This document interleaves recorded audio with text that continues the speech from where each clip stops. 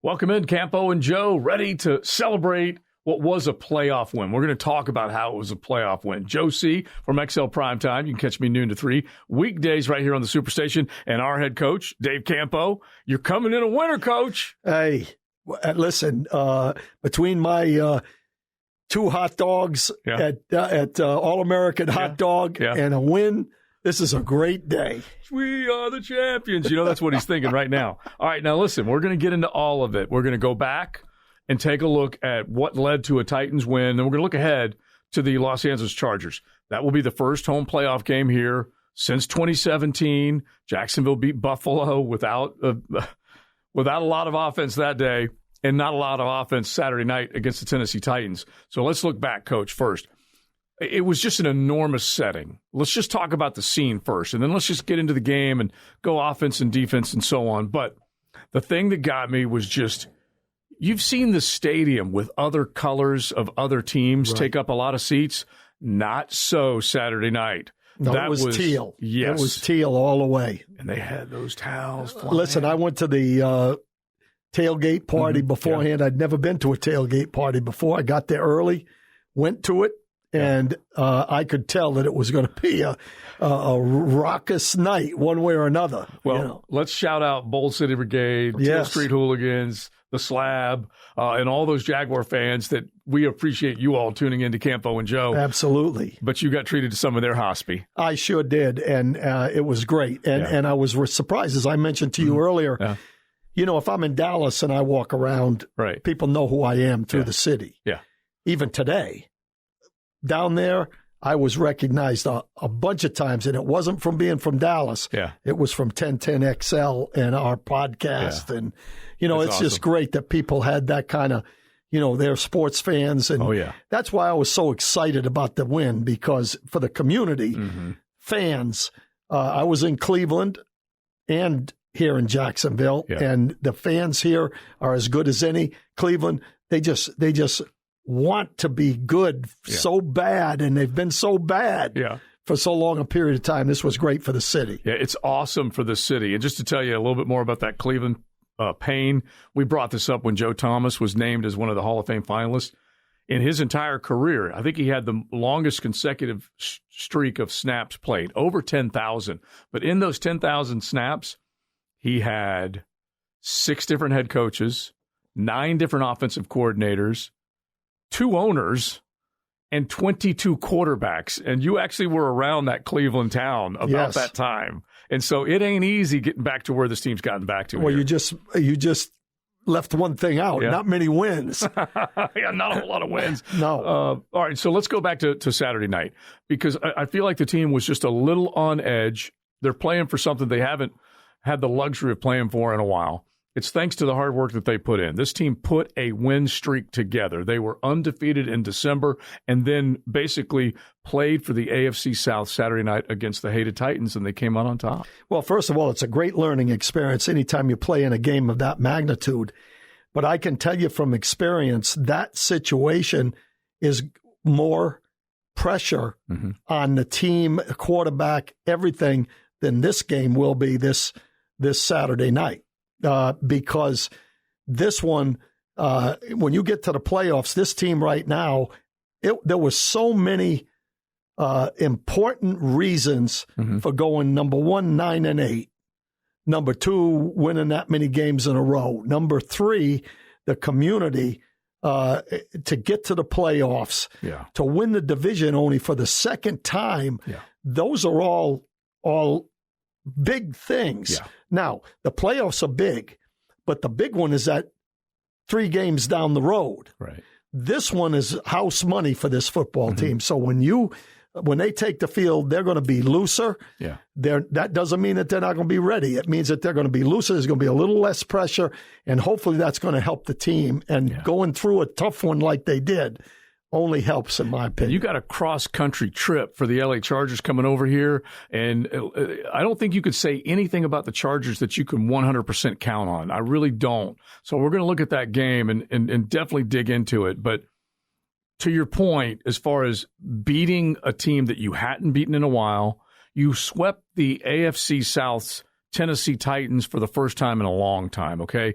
This team is now above 500 in the division for the first time in a long time. They have slayed a lot of dragons this year, and I understand them playing a little tight because of how the enormity of what it was, but they came out of the locker room in the second half, and they settled down a little bit, and boy, did the defense step up and make big plays. They sure did, and you know what? We've seen that's really been a theme with this team defensively. Yeah. You know, in the second half of games, you know, you don't get back from 17 down like they have in the past without adjustments at halftime on defense. And that was just another example of it.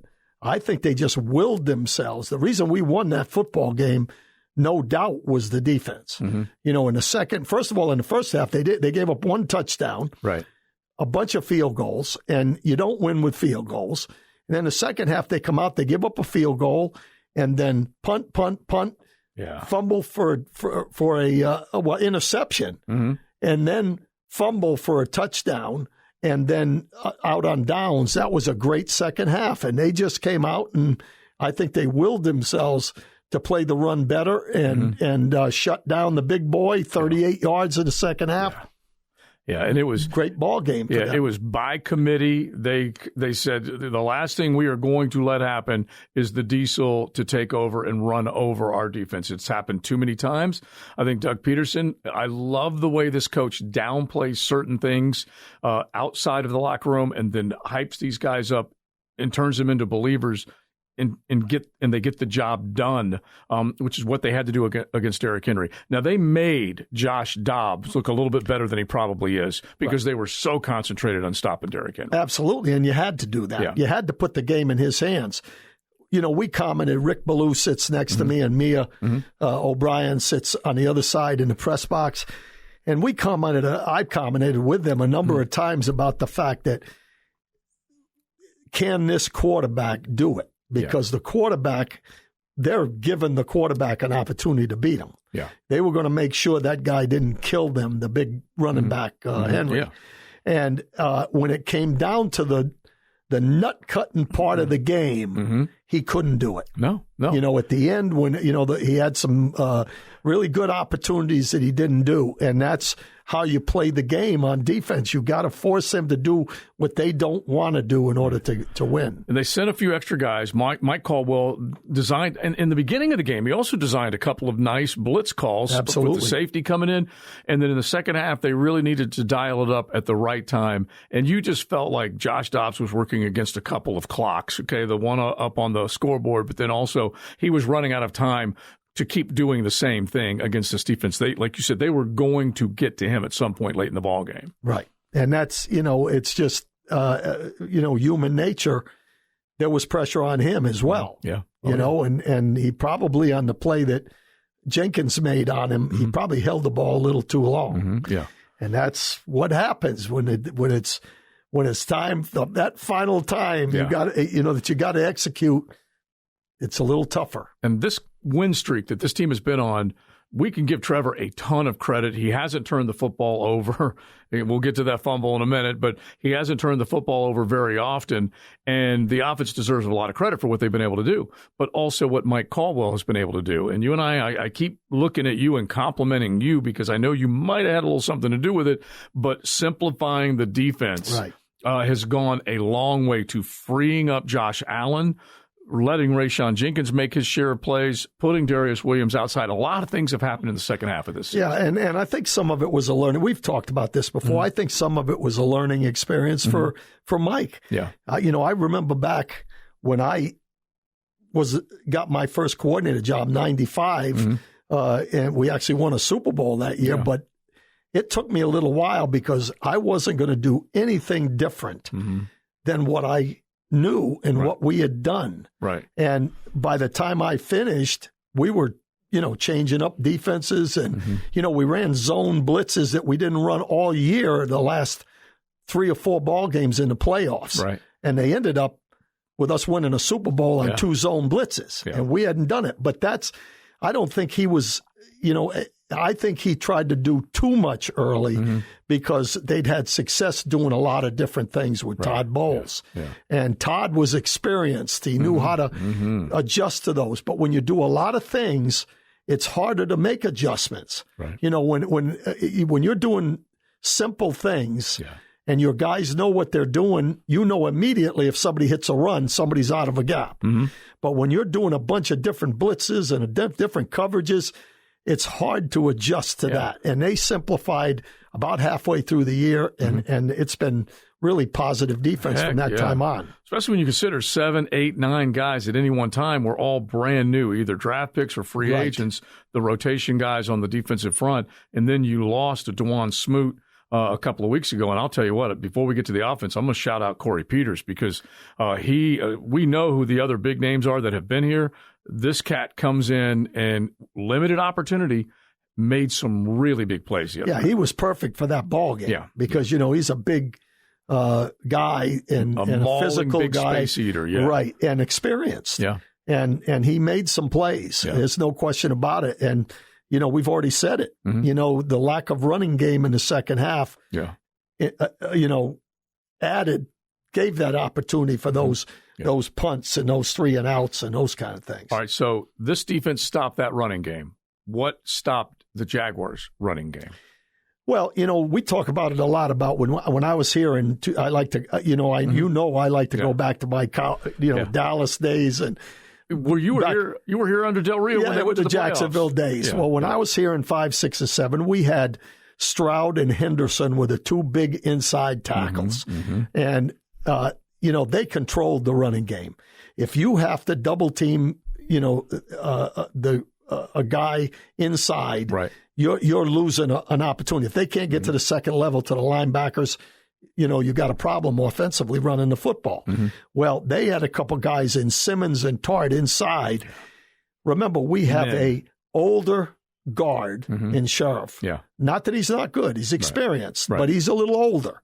And you got a rookie center, and you've got a backup that's played really good. A journeyman guy that's played good, but you got 2 big guys in there, and they controlled the line of scrimmage pretty well in the running game with those guys, and it's tough sledding. Yeah. Now, I think early we were actually forcing the run too many times, but it was because Doug knows that the key to this football team is being able to run enough to where we can utilize the play-action game. And we can keep those guys off the quarterback. And it just didn't happen. Yeah. We just couldn't get the running game going. And then once it was eliminated, the second half, that's when we started getting pressure on the quarterback more than at other times. And 3 and outs, 3 and out, 3 and out was because of the pressure on the quarterback and no run. Yeah, they definitely made enough things happen in the second half to frustrate,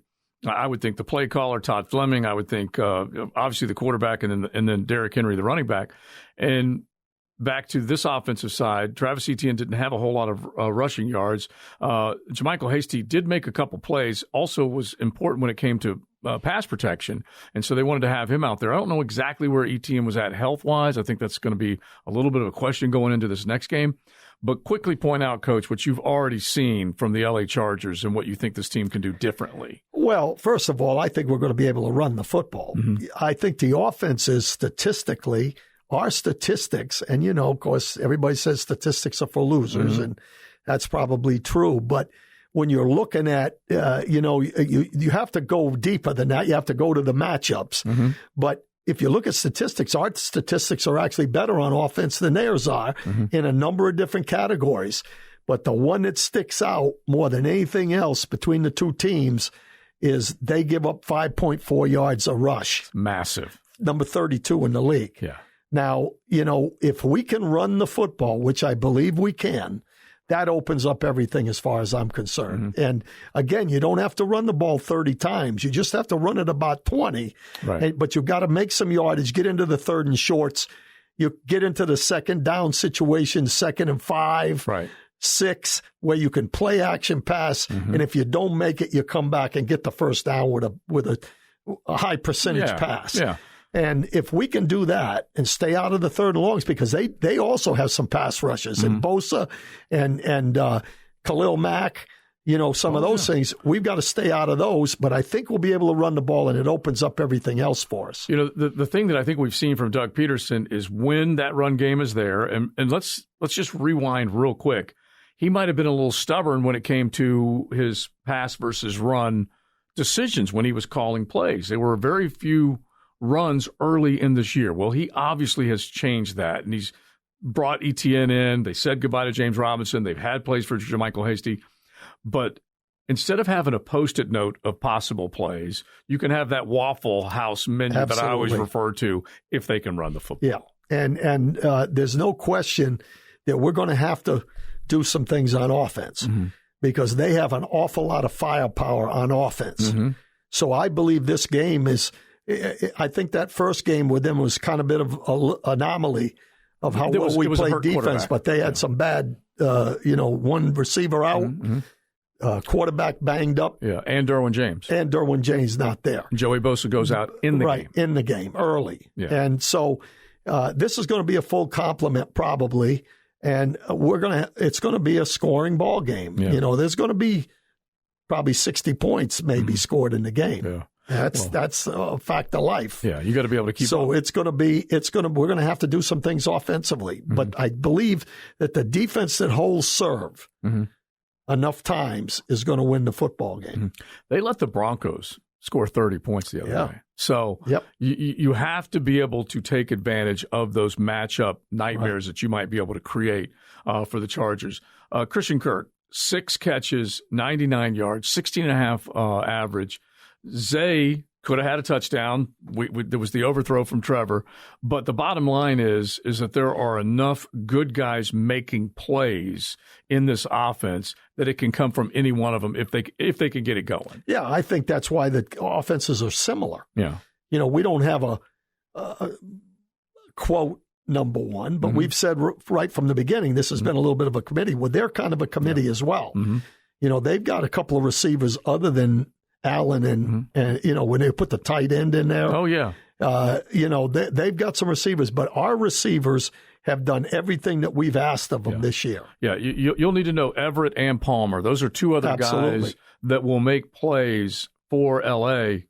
Obviously, Eckler is a dangerous, dangerous weapon that can do a lot of different things. He's almost more dangerous in the passing game than he is in a running game. Yeah.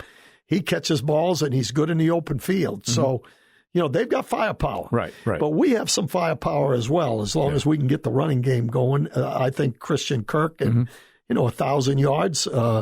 Ingram's got a bunch. This will be a game that he'll kind of be a factor in. Zay Jones has got a bunch. Yeah. So, we've got some firepower as well. Well, there were a couple of bonuses that were up for grabs with Zay if he had reached a certain yardage and touchdown number. And the same thing with Christian Kirk. He was playing for about $500,000 the other night. Well, he made it. Yeah, which is great. When you think about that, it's pretty awesome. And so that's the type of productivity that you're getting from this offense. All right, so last week I asked you Doug Peterson versus Mike Vrabel, and it was a pretty good coaching matchup. I'm not going to call it a chess match. This was more of a, kind of a slugfest. Right. Because Mike Vrabel was just going to take chances, come up with trick plays, do whatever he possibly could to make things happen out of the ordinary.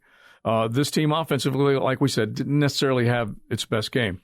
Now, Brandon Staley, defensive guy, but is a big risk taker. This guy will take a lot of chances.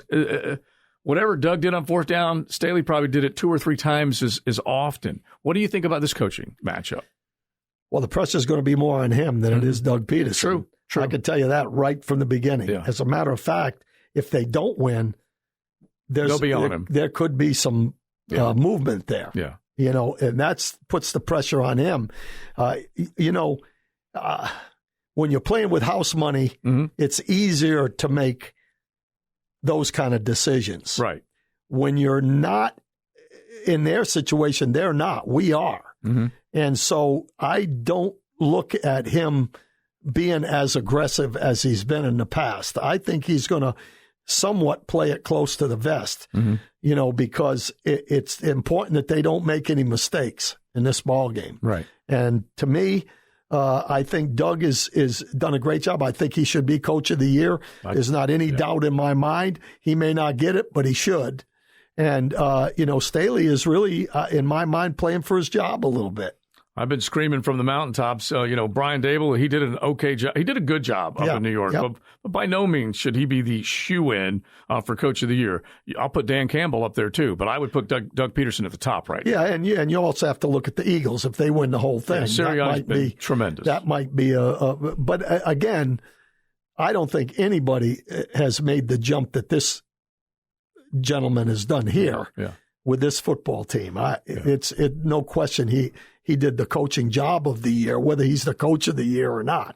Well, you go back and you take a look. 7 of the 14 teams to qualify for the playoffs are new to the postseason this year. Jacksonville's being one of them. And you go back since 1990, we have had 33 consecutive seasons where at least 4 teams that wasn't in the playoffs the year before has made it in. And so that's the beautiful thing. This ain't college football, people. This isn't Georgia and Alabama and Ohio State and all them running it back. This is an ever-changing, parity-driven league. That's the way the league is designed, and that's what keeps interest. All those teams that were 6-8, 7-8, 8-8, all those teams, their people in the stands thought they had a chance to get to the playoffs. Yeah. And that's, in the last couple ball games, that's what keeps everybody in the game. Exactly. And it keeps the teams in the game as well. Yeah. You're going to get quality play out of almost everybody in those situations. Yeah, I think there were 19 teams that had playoff implications going into this last week. And, that really is right to your point. Yep. And just the fact that we keep seeing the turnover. You had Jacksonville, you had Minnesota. They were teams that missed the postseason last year. The Philadelphia Eagles, they did make it last year, got handled in the first week, and then they came back and played their way to a number 1 seed. Yeah, and I tell you another thing. There's nothing better, when we had 3 games to go and we were controlling our own destiny. Because I've been there.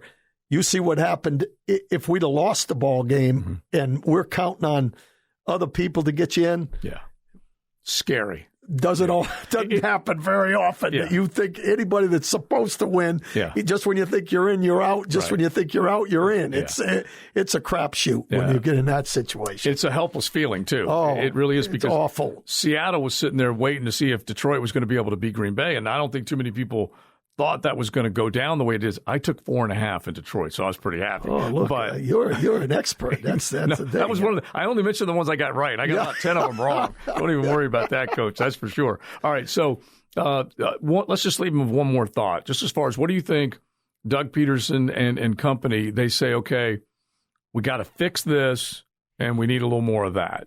What jumps to mind? I would think the run game jumps to mind for me. Yeah, first of all, that's one of the keys. Yeah. And I think, from that standpoint, from an offensive standpoint, that's really the only thing they really have to fix.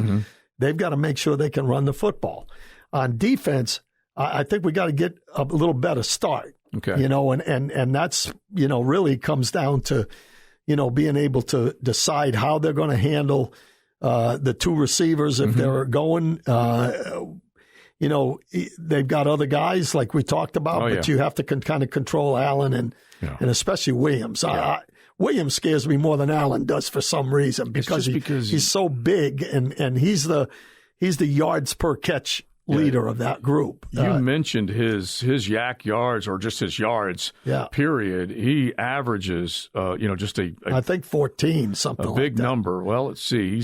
If you go through his year, he has hauled in one of his best games was against the Browns where he had 10 catches for 134 yards, Coach. Right. He's had other games where he's averaged 17 per game, 15 yards per game. So he's averaged 14.2. 14.2, yeah. 895 yards on 63 catches. Right. He's only been in the end zone 4 times, which is a little bit of a surprise. Yeah. But anyway, he is that big guy that you're going to have to play physical ball with. Right. And again, I think that's the biggest thing they've got to do is they've got to decide. First of all, I think you're going to have to take care of the passing game because there are way high numbers of passes to the run game. Yeah. Eckler can hurt you. You know, you have to make sure you know what he's doing and how much they're running and when they're running. Those are things that they have to decide going into the ball game. All right, Coach, what we will do is at the end of the week, we'll have another little social media. You can find us on Instagram, on Twitter, Facebook. We'll try and post it in all those different places, but we'll give you 2 or 3 keys to the game. We always have fun doing it. Appreciate you being here and being part of this. He was part of you all out at the Slab on Saturday night, and we'll see if we get another great Saturday night coming up this Saturday, Jags v. Chargers. Joe C., you can listen to XL Primetime noon to 3, say hello, and, of course, Coach Campo. We appreciate you listening. Go Jags.